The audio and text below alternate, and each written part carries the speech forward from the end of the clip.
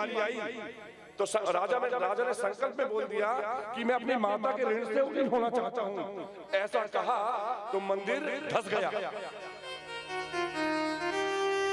तो पंडित जी ने कहा कि विचार आप बदल दें, ये संकल्प नहीं हो सकता, कहने मात्र से मंदिर झुका है। अगर आप संकल्प कर देते तो ये मंदिर पाताल में चला जाता। क्यों? क्योंकि मात्र ऋण से हुई संसार की कोई दौलत नहीं कर सकती आपको। अरे दौलत तो छोड़ो, ये तुच्छ चीज है। तुम्हारे शरीर का एक एक कतरा, ऐसे एक चमड़ी ऐसा निकाल कर देंगे ना, तोलेंगे माँ के एहसान के पीछे, तो भी एहसान चुका नहीं पाओगे। इतना कर्ज माता का हमारे ऊपर होता है, मात्र ऋण। तो कैसे चुकाए महाराज जी? तो बस एक काम है कि जब तक वो हैं उनको प्रणाम करो, कुछ मत पूछना आपने भोजन किया है कि नहीं, माँ आपका स्वास्थ्य ठीक तो है ना, बस।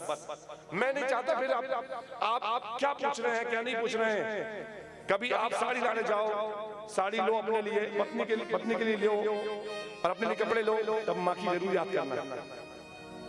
बंधु ये कथा सिखाती है, आपने माँ के लिए, आपने पत्नी के लिए 5000 की साड़ी ली है, तो अपनी माँ के लिए क्या 1000 की साड़ी ले सकते। आज होता है कि तुम्हारी पत्नी नई साड़ी पहनती है। मैंने ऐसे बच्चों को देखा, मैं प्रैक्टिकली बता रहा हूँ। 1 लाख रुपए महीना कमाता लड़का, 1 लाख रुपए महीना कमाता। मैं उसकी पूजा करने गया, बहु लोग जब तैयार होकर आई, नाम नहीं बताते, सिर्फ सुन लीजिए, एक कथा जीवन प्रैक्टिकली है। बहु लोग दोनों तैयार होकर आई, मैं बैठे बैठे विचार करता रहा। पिता पुराने कपड़े में था, माँ पुरानी साड़ी में थी, वो घर के धनवान लोग।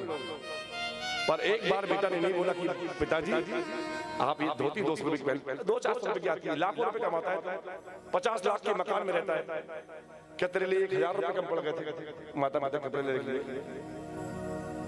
एक बार भी नहीं बोला। तब मैंने उस दिन देखा कि ये सब जो है, जिनके लिए जीवन जिया, अंतिम में वो तुम्हारे लिए नहीं जीते, फिर वो अपने लिए जीते। माता पिता जीवन भर अपने बच्चों के लिए जीते। जोड़ लो, नाती के लिए जोड़ लो, बच्चे के लिए जोड़ लो, और जब बच्चा बड़ा होगा तो वो अपने लिए जिएगा, वो आपके लिए नहीं जिएगा। बंधु ऐसा मत करिए। उन्होंने किन कष्टों से आपको पाला है, किन कष्टों से आपको पाला है, आप यकीन नहीं कर सकते। आज तो साधन हो गए, गाड़ी मोटरसाइकिल, बहुत सारे साधन हो गए। पहले जब बीमार पड़ते थे ना, तो पिता कंधे पर ले जाते थे, कंधे पर, और कभी नहीं कहा कि आज मेरा कंधा दुख रहा है, दुख गया होगा। त्योहार आया होगा, अपने स्वयं के लिए कपड़े नहीं लिया होगा, पर ये जरूर लिया होगा कि मेरा बेटा त्योहार में सब बच्चे अच्छे कपड़े पहनेंगे, मेरा बेटा पुराना पहनेगा। अपने लिए फटी बनियान अंदर पहन लेता पिता, फटे कुर्ते पहन लेता है, पर वो कहता है कि मेरा बेटा सबके सामने अच्छे कपड़े पहने, वो उसके लिए लाता है। उस दिन को दिन याद करो ना, क्यों नहीं? आज होता नहीं। माँ शत्रु लगती है क्या पत्नी आने के बाद? नहीं बंधु, उसे भी लगाओ, और जब आप सम्मान करोगे ना, तो उसे भी सम्मान करना पड़ेगा, उसका मजबूरी होगी।